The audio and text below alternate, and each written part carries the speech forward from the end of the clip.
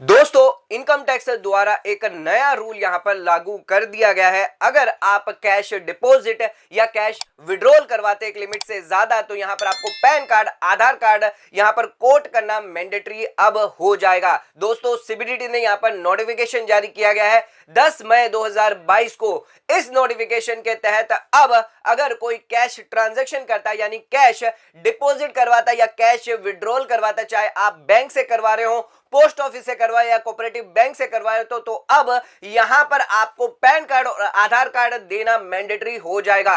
इस नए रूल के बारे में पूरी जानकारी हम आज आपको इस वीडियो के माध्यम के थ्रू देने वाले कि इनकम टैक्स का ये नया रूल क्या कहता है और किन लोगों को यहां पर जो है अब कैश डिपॉजिट और कैश विड्रॉल पर, चाहे आप करंट अकाउंट हो या कोई अकाउंट ओपन करवा रहे हो, यहां पर आपको जो है आधार कार्ड और पैन कार्ड यहां पर देना मैंडेटरी होगा। तो दोस्तों, अगर आप चैनल पे नए हैं तो चैनल को जल्द से जल्द सब्सक्राइब कर लीजिए और ज्यादा ज्यादा शेयर जरूर कर लीजिएगा। आज का वीडियो आपके लिए बहुत ही ज्यादा इंपॉर्टेंट होने वाला है। तो आइए स्टार्ट करते हैं अपने आज के वीडियो को।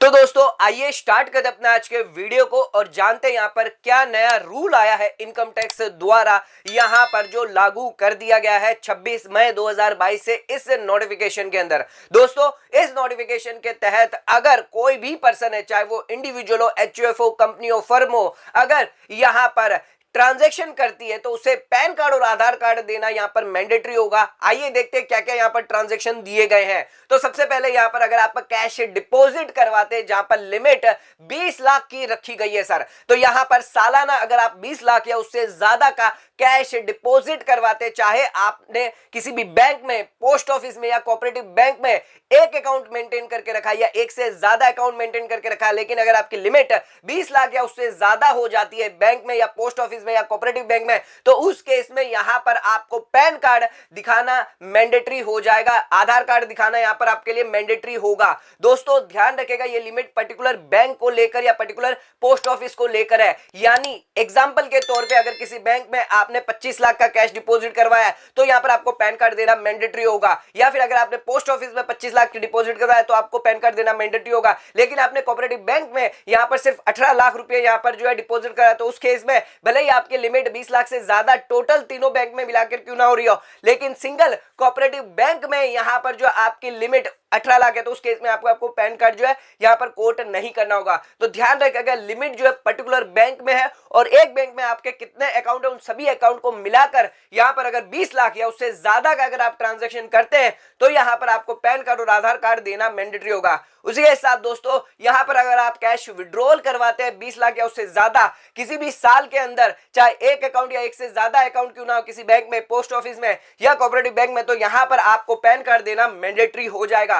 दोस्तों, इसी के साथ अगर आप अकाउंट ओपन करवाते, करंट अकाउंट ओपन करवाते या कैश क्रेडिट अकाउंट ओपन करवाते तो भी यहां पर आपको जो पैन कार्ड देना मैंडेटरी होगा। तो दोस्तों, इसी के साथ इस रूल के आने से पहले जो रूल यहां पर इनकम टैक्स के अंदर था वो ये था कि यहां पर अगर आप कैश डिपॉजिट करवाते 50,000 रुपए से ज्यादा तो यहां पर सिंगल डे के अंदर यहां पर आपको पैन कार्ड कोड करना मैंडेटरी होता था। कोई भी यहां पर एनुअल एग्रीगेट लिमिट नहीं रखी गई थी कैश डिपॉजिट के लिए या कैश विड्रॉल के लिए। तो दोस्तों, यहां पर ये रूल जो वो 26 मई 2022 से इस नोटिफिकेशन को एप्लीकेबल कर दिया गया है। एंड अगर आप कैश डिपॉजिट या विड्रॉल करवाते 20 लाख रुपए से ज्यादा एग्रीगेट या 20 लाख रुपए से ज्यादा तो यहां पर आपको पैन कार्ड देना मैंडेटरी होगा। दोस्तों, इसमें सवाल एक आता है कि यहां पर 26 मई से पहले अगर किसी ने कैश डिपॉजिट करवाया या कैश विड्रॉल करवाया तो यहां पर क्या वो एग्रीगेट अमाउंट में यानी जो 20 लाख की जो लिमिट है क्या उसमें कंसीडर किया जाएगा किसी भी फाइनेंशियल ईयर में? तो दोस्तों, ये यहां पर जो क्लैरिफाई करना सीबीडीटी को बहुत ज्यादा इंपॉर्टेंट है। तो यहां पर जो 26 तारीख से पहले के कैश डिपॉजिट या कैश विड्रॉल है जिसके अंदर आपने यहां पर 10 लाख या 20 लाख से ज्यादा का अगर कर दिया है, 20 लाख तक अगर कर दिया तो 26 मई के बाद अगर आप कोई ट्रांजैक्शन करते हैं 1 लाख या 2 लाख का भी तो यहां पर ओवरऑल फाइनेंशियल ईयर में तो ये 20 लाख से ऊपर हो गया है। तो लेकिन नोटिफिकेशन के बाद अगर आपने 1 लाख या 2 लाख अगर डिपॉजिट करवाया या कैश विड्रॉल करवाया तो क्या उस केस में भी यहां पर आपको पैन कार्ड देना होगा? तो ये क्लैरिफाई होना बहुत ज्यादा जरूरी है। इसके साथ दोस्तों, यहां पर जो गवर्नमेंट है वो ये चाहती है कि सभी कैश ट्रांजैक्शन को यहां पर जो है ट्रैक कर सके। इकोनॉमी में जो भी कैश ट्रांजैक्शन चल रहे हैं, जो भी यहां पर कैश डिपॉजिट हो रहे हैं, कैश विड्रॉल है, उसे ट्रैक कर पाए।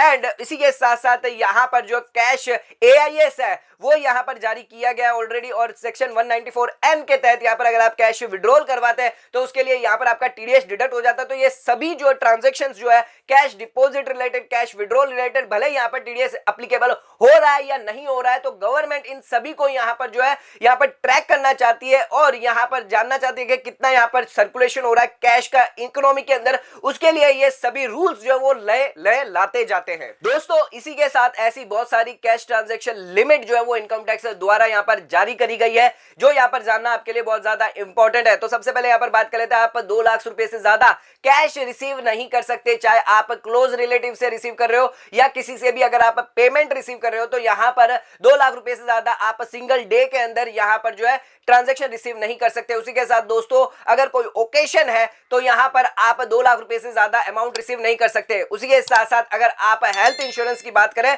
तो यहां पर सेक्शन 80D के तहत यहां पर आप कैश में पेमेंट नहीं कर सकते। प्रीमियम का अगर आप कैश में पेमेंट करते हैं तो यहां पर सेक्शन 80D आपको अलाउड नहीं किया जाएगा। तो ध्यान रखेगा, यहां पर आप चेक से या अकाउंट पे चेक से या फिर आप इलेक्ट्रॉनिक मोड से यहां पर आप पेमेंट कर सकते हैं। इसी के साथ अगर एक दिन के अंदर अगर आप किसी को पेमेंट करते हैं, अगर आप सेल्फ एम्प्लॉयड पर्सन है और एक दिन के अंदर अगर आप बिजनेसमैन है, 10,000 रुपए से ज्यादा अगर किसी को पेमेंट करते हैं, एक पर्सन या एक पर्सन इन अ डे, एक पर्सन को यहाँ पर 10,000 रुपए से ज्यादा अगर पेमेंट करते हैं तो यहाँ पर जो खर्चा है वो डिसअलाउ कर दिया जाएगा। यही लिमिट जो है 35,000 हो जाएगी इन केस गुड्स कैरियर यहाँ पर केस में आते हैं। तो उसी के साथ दोस्तों यहाँ पर अगर आप कैपिटल एक्सपेंडिचर करते हैं तो 10,000 रुपए से ज्यादा आप कोई भी कैपिटल गुड्स यहाँ पर कैश में परचेज नहीं कर सकते। अदरवाइज यहाँ पर जो है आपको डेप्रिसिएशन डिसअलाउ हो जाएगा और ना ही वो आपके एक्चुअल कॉस्ट का पार्ट बनेगा। इसी के साथ दोस्तों अगर आप इमोबिलिटी प्रॉपर्टी यहाँ पर अगर परचेज करते हैं तो 20,000 रुपए से ज्यादा आप कैश में यहाँ पर नहीं दे सकते। ये उसी के साथ दोस्तों अगर आप लोन लेते हैं या लोन का रिपेमेंट करते हैं तो भी यहाँ पर आप 20,000 रुपए से ज्यादा का कैश में यहाँ पर डीलिंग नहीं कर सकते। डोनेशन के अंदर यहाँ पर आप 2,000 तक कैश यहाँ पर अलाउड होगा और सेक्शन 80D के अंदर प्रिजम्पटिव हेल्थ चेकअप के लिए 5,000 तक का कैश ही सिर्फ यहाँ पर अलाउड किया गया है। तो दोस्तों बहुत सारी ऐसी लिमिट्स है जो यहाँ पर कैश और कैश ट्रांजैक्शन पर यहाँ पर इनकम टैक्स द्वारा रखी गई है। तो दोस्तों आज के इस वीडियो के अंदर हमने जाना कैश डिपॉजिट और कैश विड्रॉल अगर आप करवाते तो पैन कार्ड, आधार कार्ड अब यहाँ पर आपको देना मैंडेटरी हो जाएगा। उसी के साथ साथ इनकम टैक्स की सभी कैश ट्रांजैक्शन लिमिट के बारे में हमने यहाँ पर जाना। तो दोस्तों आज का वीडियो अगर आपको पसंद आए तो चैनल को लाइक और सब्सक्राइब जरूर करेगा, ज्यादा से ज्यादा शेयर जरूर करेगा। धन्यवाद।